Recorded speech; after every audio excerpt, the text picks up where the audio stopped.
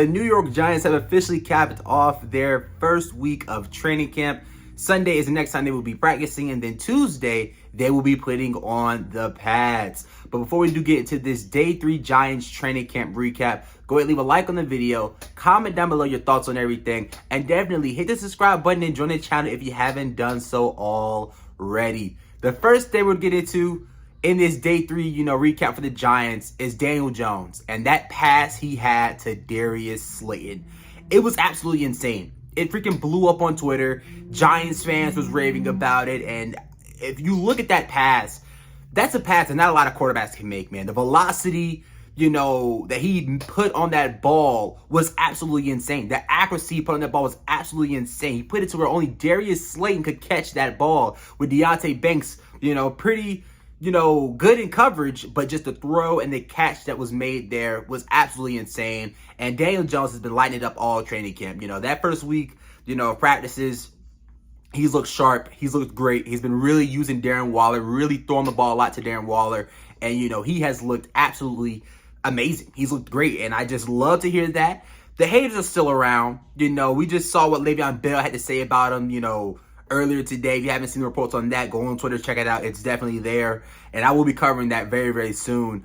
But just Daniel Jones doing his thing. He has gave the haters nothing to really hate on or really talk about because he's been sharp all training camp. So hopefully he can just continue that. The offense looked great.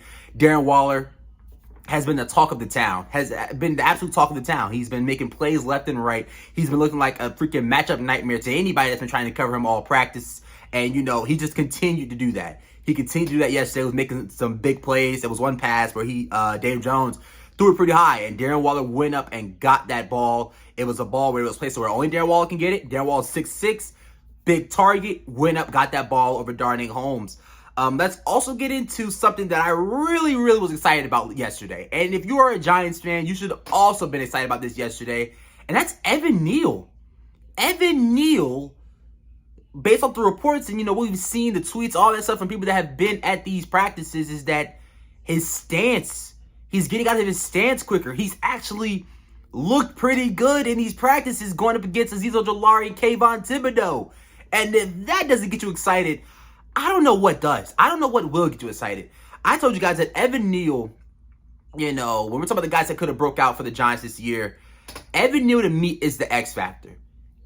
If Evan Neal takes that second-year leap, if Evan Neal becomes an above-average, right tackle for the New York Giants, pairing him with Andrew Thomas as the blindside protector for Daniel Jones, recently extended Andrew Thomas, you have probably the best tackle duo in football. The best tackle duo in football.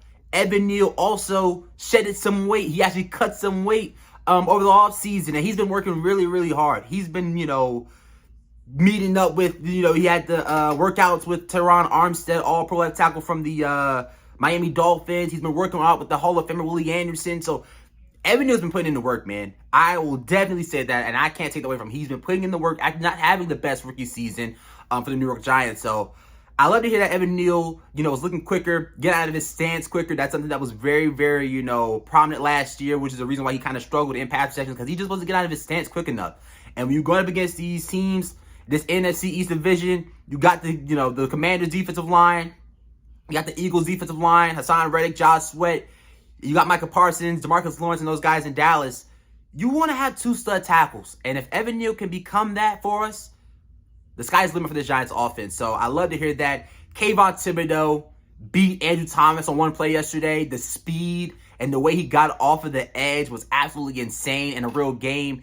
That would have been a sack. He would have actually obliterated the quarterback if that was in an actual game. So Kayvon looking fast off the edge. Azeez Ojulari, just those two guys going up against Andrew Thomas and Evan Neal in practice, that's great. That's freaking great, man. And that right there is that iron sharpens iron aspect. So I love to hear what I'm hearing. I think yesterday was actually the most balanced, practice the Giants have had. The first day of practice, it was straight offense. The offense was scoring touchdowns. The offense was making big plays. The defense really didn't have an answer for Darren Waller, and they just obliterated the defense. Then day two, you saw the defense bounce back a little bit. You saw Wink Martindale send some of them, them blitzes, and the defense started being able to make some plays on the Giants' offense. Then yesterday, it was a mix of two hands. It was a mix of two bags, It was the offense making a play here and there, but the defense also making a play here and there. The defense, Dexter Lawrence on one play was like kind of triple team and still got to Daniel Jones. Absolutely insane. Dexter Lawrence is a freaking beast. So yesterday, it was really, really balanced. Not just the offense destroying the defense. Not just the defense locking up the offense.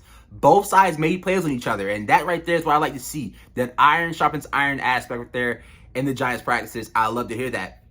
Another thing, Jalin Hyatt.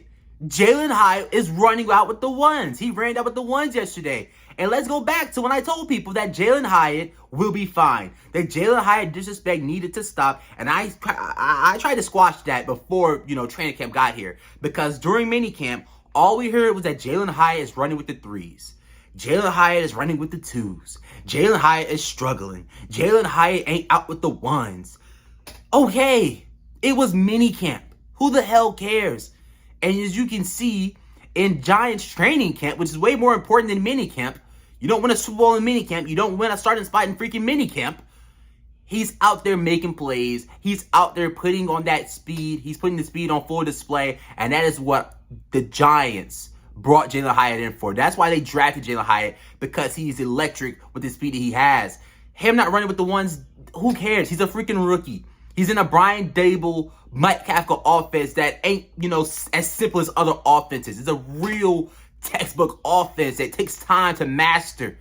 Jalin Hyatt will be fine, and Jalin Hyatt is already making some plays. Devin made some plays yesterday, day 3 for the New York Giants. Trey Hawkins, another guy who I've heard a lot of great things about. He's been going up against the twos, but, he's making plays. He's been sticky in coverage. He had a great interception on Bryce Ford Wheaton. I want to say day 2 of Giants training camp.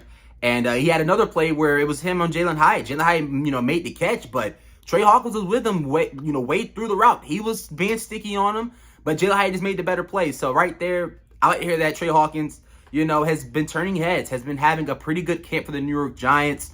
And if there's anything else I'm missing, go ahead, let me know down below in the comment section, man. Let me know down below in the comment section. Let's talk about it. But I love to see it. I love to see your iron sharpens iron aspect of the Giants. Day 3, in my opinion, was the best day because not only was the offense making plays, but the defense was also making some plays on the offense. And that's what you want to see. You don't want to see the offense just absolutely obliterating the defense, because then you got to get worried about the defense. Yesterday was the day where it was half and half. The offense making plays, but the defense was also making plays. Daniel Jones looks great. Darren Waller has been a freaking matchup nightmare. Daniel Jones throwing the ball to Darren Waller like 15 times. How many tweets have we seen about that? That Daniel Jones is just throwing the rock to Darren Waller every single freaking time. I love to see it, man. I love to freaking see it. And Daniel Jones has looked great to start off camp. Has looked great. So the Giants will be back at it tomorrow. Tuesdays when they throw in the pads. Can't freaking wait. If you want to be here for Giants coverage, stuff like that, man, hit the subscribe button and join the channel. But until next time, it's Baby Boy J Dimes, and we are out. Go Giants, and peace.